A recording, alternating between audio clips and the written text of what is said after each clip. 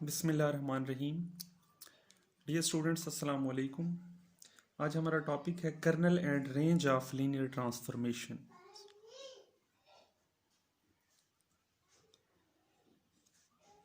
Colonel and range of linear transformation.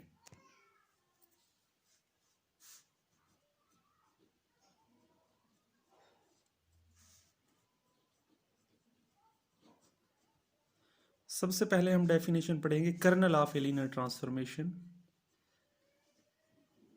Kernel of linear transformation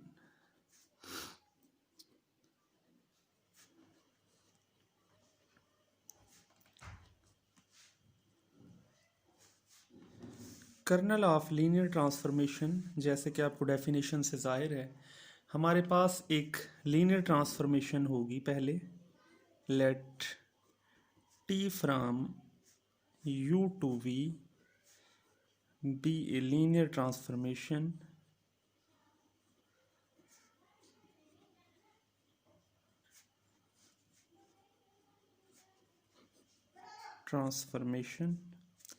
यानी हमारे पास एक vector space u है और हमारे पास एक वेक्टर स्पेस v है, और ये दोनों वेक्टर स्पेस जो हैं इनकी फील्ड हमारे पास सेम है over the same field f। फिर एक लीनियर ट्रांसफॉर्मेशन हम कहते हैं। t हमारी जो है लीनियर ट्रांसफॉर्मेशन है वेक्टर स्पेस u से वेक्टर स्पेस v में। फिर ये जो कर्नल ऑफ लीनियर ट्रांसफॉर्मेशन है वो इस तरह से डिफाइन होता है कि हमारे पास कर्नल ऑफ, इसे हम लिखते हैं kernel of t, kernel of linear transformation को। कर्नल ऑफ t एक्चुअली ये सबसेट होता है u का, u के उन एलिमेंट्स का ये सबसेट होता है। यानी हम यूँ कह सकते हैं कि u बिलोंग्स टू u, ये u के उन एलिमेंट्स का सेट है सच दैट t जब u पे अप्लाई होता है तो हमें v का ज़ीरो मिलता है। और ये जो ज़ीरो है ये किसको बिलोंग करता है? Zero belongs to the vector space v। तो ये हमारे पास डेफिनेशन है। अगर मज़ीद इसे आसान अल्फाज में समझना चाहें तो ये देखें, यहाँ पे हमारे पास v वेक्टर स्पेस है तो इसका ज़ीरो होगा, यानी u के वो elements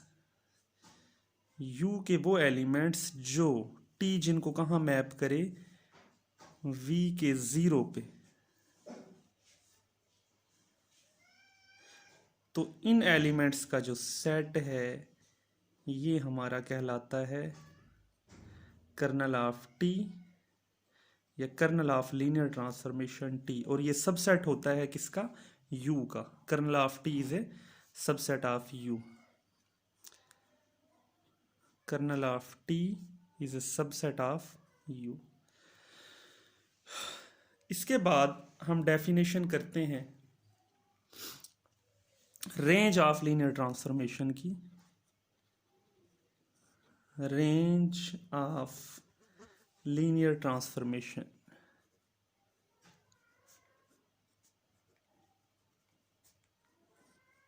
range of linear transformation, ये डेफिनेशन भी हमारी यहीं से निकलेगी कि let T from u vector space u to a vector space v be a linear transformation,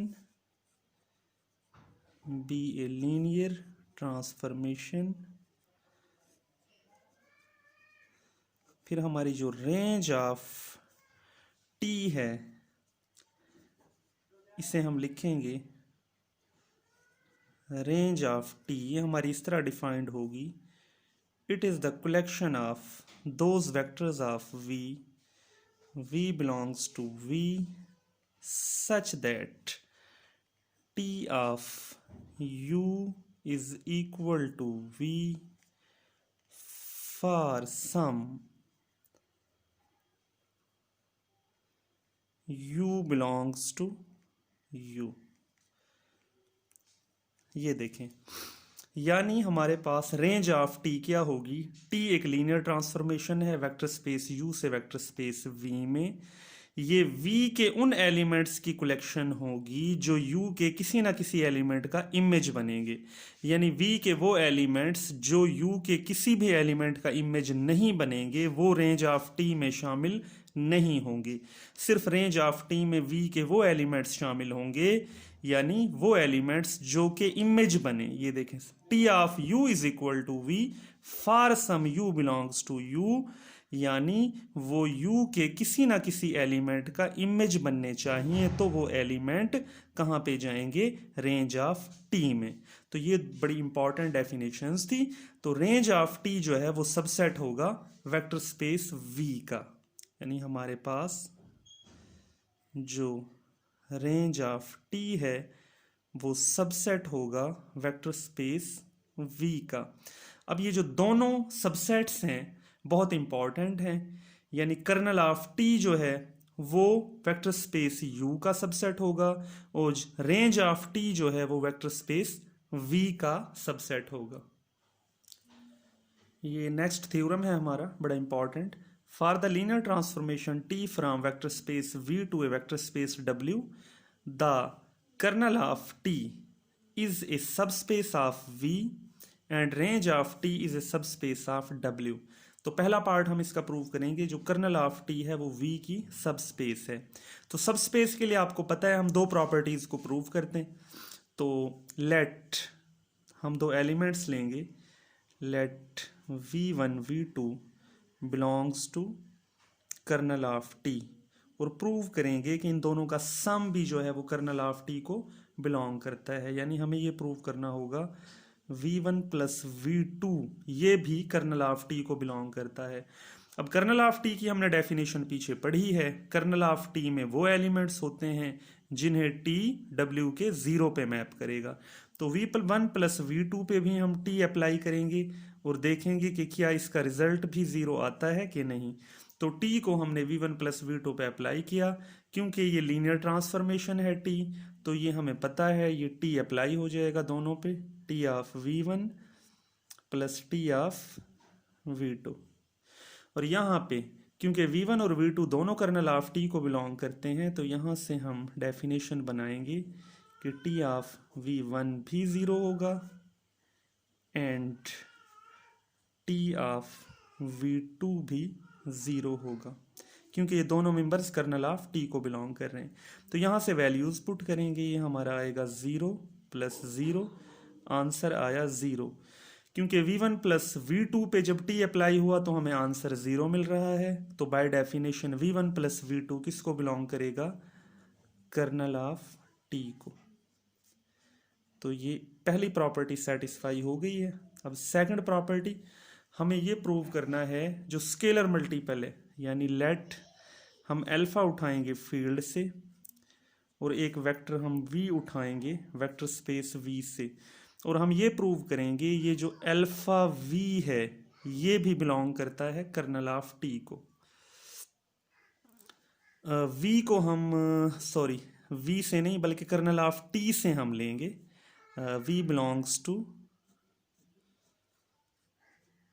colonel of t।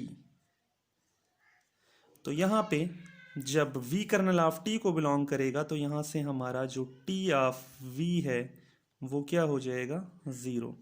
अब हम ये प्रूव करना चाहते हैं कि अल्फा v भी कर्नल ऑफ t को बिलोंग करता है, तो इस पर t अप्लाई करेंगे, t of alpha v। Alpha क्योंकि लीनियर है, t from v to w is a linear transformation, तो ये हम इसे लिख सकते हैं अल्फा t ऑफ v। तो यहाँ से alpha into T of v हमारा 0 है, तो ये scalar multiplication answer 0। Alpha v पे जब t अप्लाई हुआ तो हमें रिजल्ट 0 मिला, इसका मतलब है अल्फा v भी किसको बिलोंग करेगा, कर्नल ऑफ t को। तो कर्नल ऑफ t के हवाले से ये दोनों प्रॉपर्टीज सेटिस्फाई हो गई।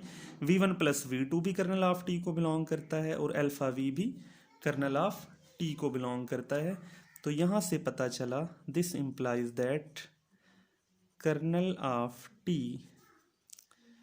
Is a subspace of the vector space V। अब हम इसका दूसरा पार्ट देखेंगे।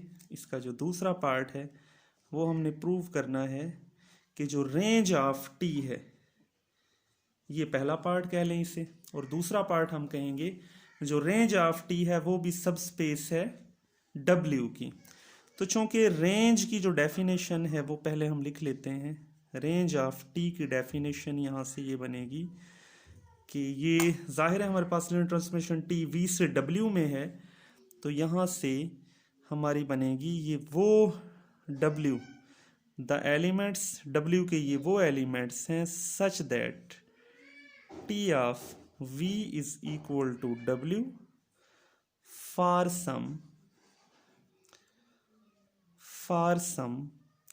V belongs to V by definition. अब हमें ये प्रूव करना है जो रेंज ऑफ T है ये सब स्पेस है वेक्टर स्पेस W की। तो यहां से पहली प्रॉपर्टी हम प्रूव करेंगे, दो एलिमेंट उठाएंगे रेंज ऑफ T से। Let W1 W2 belongs to range of T।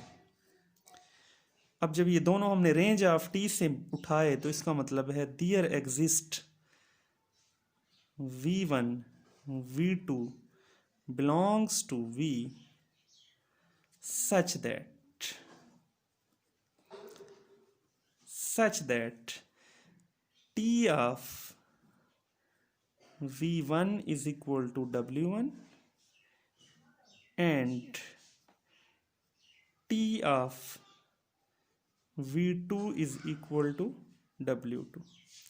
जाहिर है हमने ये W1 W2 range of T से उठाए हैं, तो रेंज ऑफ T में वो W के वेक्टर्स हैं जो V के किसी ना किसी एलिमेंट का इमेज बनेंगे।